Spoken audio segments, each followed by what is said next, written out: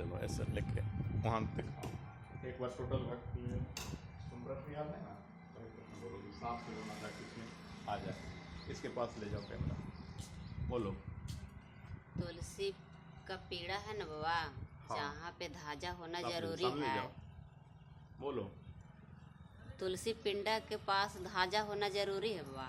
चलो तो मेरे पास बैठ के सामने, दूर से नहीं कवर करेगा। हाँ, माया का प्रश्न है, तुलसी जो पिंडा जी के ऊपर तुलसी रहते हैं, यानी पिंडा सालिग्राम, समझ रहे हो ना, सालिग्राम के बगल में ध्वजा होना जरूरी है। देखो, सालिग्राम अर्थात भगवान विष्णु होंगे।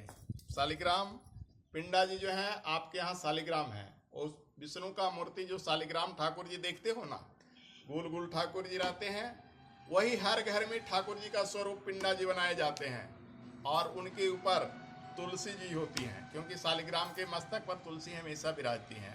अब इसकी प्रश्न है, एक बगल में जो ध्वजा होते हैं यानी हनुमान जी की ध्वजा होना चाहिए,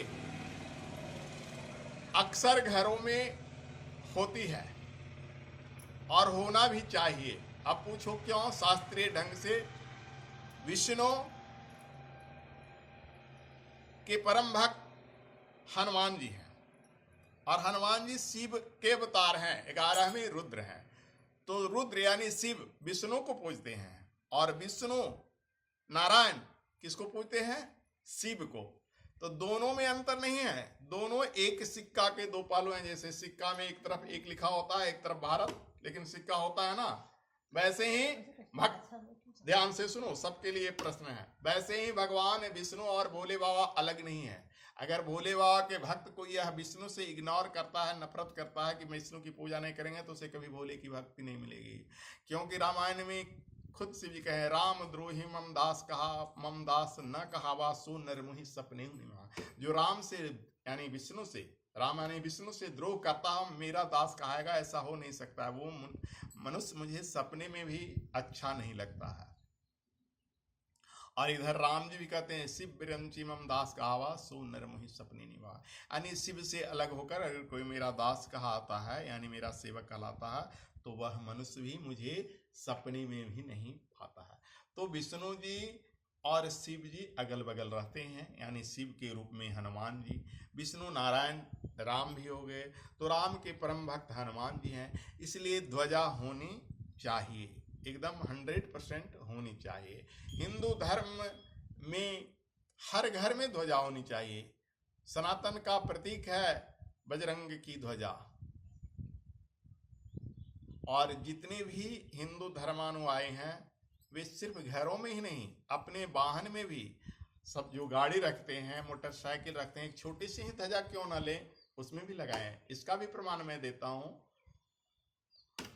जिस रथ पर अर्जुन जी थे, है ना, पांडवों की विजय क्यों हुई?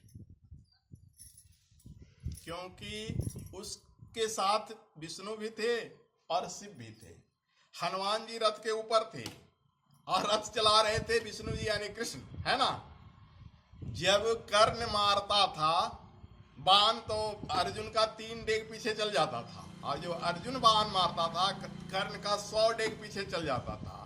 लेकिन भगवान कृष्ण कर्ण को कहते थे वाह वाह, अब अर्जुन जलता था कि प्रभु आप मेरे सारथी भी हो, मेरे सगे भी हो, माने अर्जुन उनका बहनोई था, मेरी आराध भी हो, अर्जुन उनका सखा भी था, तो आप हमको वाह वाह नहीं करते हो और कर्ण को वाह वाह करते हो।